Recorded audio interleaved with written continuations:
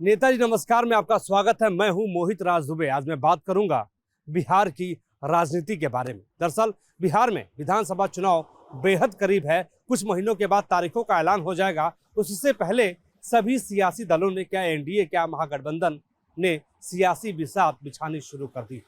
बिहार की राजनीति के बारे में अगर चर्चा होती है तो जाति पाति और आरक्षण का मुद्दा सबसे पहले आता है। दरअसल आरक्षण के मुद्दे पर ही इस बार आरजेडी, कांग्रेस और एनडीए की बात करें, जहां पर लालू यादव तो नहीं है लेकिन वहां पर नीतीश कुमार है। नीतीश कुमार के साथ भारतीय जनता पार्टी है, चिराग पासवान की पार्टी है। तो आरक्षण के मुद्दे पर इनकी राय है क्या है। और उसके साथ ही साथ तेजस्वी यादव ने इस बार आरक्षण के मुद्दे को लेकर वो आगे बढ़ते हुए नजर आ रहे हैं। तो सवाल ये उठता है कि क्या लालू यादव के आजमाए हुए हथियार को तेजस्वी यादव ने अपने हाथ में ले लिया है? क्या लालू यादव ने जिस तरीके से आरक्षण के मुद्दे पर बात 2015 में की थी, जब मोहन भागवत ने कहा था कि आरक्षण पर समीक्षा की जानी चाहिए, उस वक्त लालू यादव ने इसी मुद्दे को उठा लिया और फायदा उनको विधानसभा चुनाव में हुआ। हालांकि उस वक्त उनके साथ नीतीश कुमार थे, लेकिन अब समीकरण 2015 के बाद 2025 में बदलता हुआ नजर आ रहा है।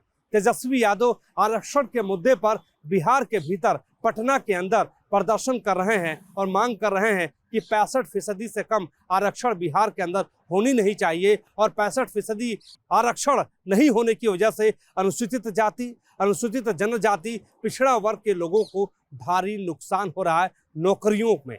तो क्या इस बार तेजस्वी यादव इसी मुद्दे को लेकर चलेंगे? क्योंकि आरजेडी और कांग्रेस को पता है कि हिंदुत्व की काट जाति पाति है, आरक्षण है और इसके बिना चला नहीं जा सकता। इस मुद्दे को लेकर हमने तमाम बड़े नेताओं से बातचीत की, समझने की कोशिश की कि क्या इस बार आरक्षण का मुद्दा ही बिहार की राजनीति में, या ये कहें कि बिहार विधानसभा चुनाव के केंद्र में दिखाई देगा।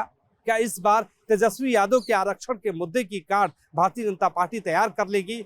जब तेजस्वी यादव आरक्षण की बात करते हैं तो जेडीयू क्या बात करती है? क्योंकि जेडीयू इस मुद्दे को छोड़ नहीं सकती है और चिराग पासवान की पार्टी एलजेपी, रामविलास पासवान भी इस मुद्दे से इतर भटक नहीं सकती है। लिहाजा हमने इन दोनों नेताओं से भी बात की, दोनों ने खासतौर पर चिराग पासवान से बात की और जेडीयू के राष्ट्रीय कार्यकारी अध्यक्ष संजय झा से भी बातचीत की और समझने की कोशिश की कि इस मुद्दे में आखिर सच्चाई कितनी है और ये मुद्दा किस रूप में, किस तरीके से काम करेगा। दरअसल पहले हम आरक्षण के मुद्दे को आपको समझा देते हैं कि बिहार की राजनीति में किस रूप में, किस तरीके से चल रहा है। 2022 में तेजस्वी यादव जब बिहार के उप मुख्यमंत्री थे, उस वक्त उन्होंने बिहार के अंदर 65% आरक्षण लागू करवा दिया था और उन्होंने कहा था कि इसके लागू होने के बाद अनुसूचित जाति, अनुसूचित जनजाति, पिछड़ा वर्ग के लोगों के साथ युवाओं को भारी फायदा होगा। लेकिन ये लागू नहीं हो पाया। मौजूदा सूरत हाल में ये इस पर रोक लगा दी गई है और इस रोक इसलिए लगा दी गई है क्योंकि बिहार के पटना हाई कोर्ट से होते हुए सुप्रीम कोर्ट में यह मामला पहुंच गया और वहां पर इस पर रोक लगा दी गई है।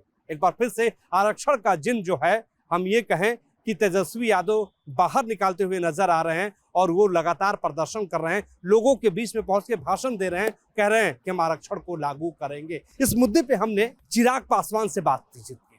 चिराग पासवान मौजूदा सूरत हाल में, मौजूदा वक्त में केंद्रीय मंत्री हैं। उनकी बात बहुत भारी हो जाती है इसलिए क्योंकि आरक्षण के मुद्दे से वो बच नहीं सकते हैं, लेकिन भारतीय जनता पार्टी इस मुद्दे पर खुलकर नहीं बोलती है। सुनिए कि तेजस्वी यादव के आरक्षण वाले प्रदर्शन पर चिराग पासवान ने क्या कहा। चुनाव करीब है और जैसे जैसे चुनाव करीब आता जा रहा है, सियासी पारा आरक्षण को लेकर गर्म होता जा रहा है। तेजस्वी कह रहे हैं कि 65% आरक्षण दिया जाए, धरना कर रहे हैं, किस तरीके से देख रहे हैं? देखिए, मुझे लगता है धरना से ज़्यादा उनको टेक्निकल विषयों पे चर्चा करने की ज़रूरत है। जो कानूनी बाध्यताएं हैं इसको लेकर, जो टेक्निकल कंसर्न्स हैं, इश्यूज़ हैं, अगर उसको लेकर वो चर्चा करते, सिर्फ हंगामा खड़ा करना ही अगर आपका मकसद है तो आप कीजिए, कौन आपको रोक रहा है। बट ये भी तो मत भूलिए कि भाई आपके पास भी तो मौका था, उस वक्त आपने क्यों नहीं किया। जब इनकी बोली बदलती है, जब ये सत्ता में रहते हैं और विपक्ष में जाते हैं, ये अविश्वास खड़ा करता है इनके प्रति बिहार के लोगों के बीच में, और मुझे लगता है वो अविश्वास ही कारण बनेगा। अभी कुछ समय के बाद जब बिहार में विधानसभा के चुनाव होंगे, ये अविश्वास ही कारण बनेगा कि कतई ये लोग वापस सत्ता में जीत के नहीं आ रहे। इस बार एक बड़ी जीत के साथ एनडीए गठबंधन पुनः सरकार बनाने जा रहा है। इंडिया गठबंधन जो है आरक्षण और संविधान का मुद्दा बनाता है और ये कहता है कि संविधान और आरक्षण दोनों ही खतरे में है। आप क्या समझते हैं, क्या सोचते हैं? 8 महीने हो गए इस सरकार को बने हुए। नैरेटिव विपक्ष के द्वारा यही सेट किया गया था, जवाब देना विपक्ष, और बल्कि जवाब बनता है क्योंकि इन्होंने इतने बड़े स्तर पर ये नैरेटिव सेट किया था। जवाब दें कि भाई कहाँ का संविधान खत्म कर दिया गया, या किसका आरक्षण छीन लिया गया, या कहाँ पर लोकतंत्र की हत्या कर दी गई। एक उदाहरण देना, किसी एक राज्य का ही दे दें कि भाई यहाँ पर आपने लोकतंत्र की आपने हत्या कर दी, या यहाँ पर आपने संविधान की धाराओं को आपने मान्यता नहीं दी, या इसका आपने आरक्षण छीन लिया। एक उदाहरण तो दें इन 8 महीनों में। सिर्फ झूठ बोलना, आरोप लगाना, भाग जाना और उसका लाभ उठाना, ये सोच ही विपक्ष की गलत है। आप नीतियों पर हम लोग को घेरिए, आप हम लोग की कार्यशैली पर घेरिए, पर झूठ बोलकर जनता को भ्रमित कर उसका लाभ उठाना ये कतई लोकतंत्र का हिस्सा नहीं है। लेकिन चिराग जी, तेजस्वी यादव ये कह रहे हैं कि 20 साल का खटारा इंजन गाड़ी अब चलेगी नहीं बिहार में, क्या कहेंगे? मानव बुद्धि की तुलना जब कोई एक मशीन से करता है, ये उनकी बुद्धि के ऊपर भी सवाल उठाता है। भाई गाड़ी 20 साल की समझ में आती है कि वो खटारा हो सकती है, बट एक मानव बुद्धि वहाँ से अनुभव हासिल करने लगती है, आगे बढ़ने लगती है। और ऐसे में मैं मानता हूँ कि मुख्यमंत्री नीतीश कुमार जी के पास वो अनुभव है जो बिहार जैसे राज्य को चलाने के लिए, उसको विकसित बनाने के लिए ज़रूरी है। एक आखिरी सवाल मैं पूछूंगा। पिता कहते हैं कि लालू जी कहते हैं कि स्वागत है नीतीश का, बेटा कहते हैं कि ज़रूरत नहीं है पार्टी में। हाँ, इस तरीके की बयानबाजी बिना मतलब के आपको, आपके परिवार को, आपके गठबंधन को ही के भीतर ही मतभेद को दर्शाता है और प्रश्न उठाता है।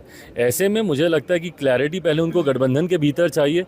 हम लोगों की चिंता बाद में करें, पहले अपने गठबंधन को संजो के रख लें। कोई नया अलाई तो आना बहुत दूर की बात है, जो एग्जिस्टिंग है, जिसमें मैं कांग्रेस की प्रमुखता से बात कर रहा हूँ, चुनाव तक उन्हीं को रिटेन करके रख लें, यही बहुत बड़ी उपलब्धि होगी महागठबंधन के लिए। चिराग पासवान सीधे तौर पर ये बात कह रहे हैं कि वो आरक्षण के खिलाफ नहीं है, लेकिन भारतीय जनता पार्टी 65% के आरक्षण वाले तेजस्वी यादव के बयान पर, प्रदर्शन पर कोई साफ बयान नहीं दे पा रही है। लेकिन हमने जेडीयू के राष्ट्रीय कार्यकारी अध्यक्ष संजय झा से बातचीत की। संजय झा यही कह रहे हैं कि जब नीतीश यादव मुख्यमंत्री थे और तेजस्वी यादव डिप्टी सीएम थे, उस वक्त ही तो इसे लागू किया गया था। सुन लीजिए उनकी बात। आरक्षण की राजनीति बिहार में तो होती है।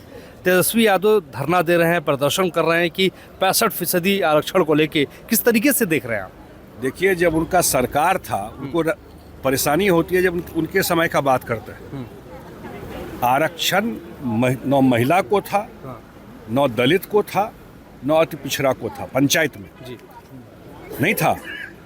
नीतीश कुमार जी 2005 में आए, 2006 में पहली बार दलित को आरक्षण पंचायत में मिला, अति पिछड़ा को आरक्षण पंचायत में मिला, अब 50% महिलाओं का आरक्षण पंचायत में मिला। अब 4 या 5 चुनाव हो चुका है। उस आरक्षण का फायदा कितनी बड़ी संख्या में लोगों को मिला है, वो नीतीश कुमार जी का देन है।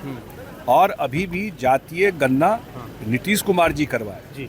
आप सबको पता है, देश में पहले मुख्यमंत्री नेता हुए जो अपने स्टेट में जातीय गणना करा। जातीय गणना को उन्होंने अनाउंस कर, माने पब्लिक किया, और उस पर जो अफर्मेटिव एक्शन लेना था वो उन्होंने अफर्मेटिव एक्शन लिया और 50% से 65% आरक्षण उन्होंने किया कैबिनेट में ले जाकर। उनका किया हुआ है, मुख्यमंत्री है, दूसरा कौन करेगा?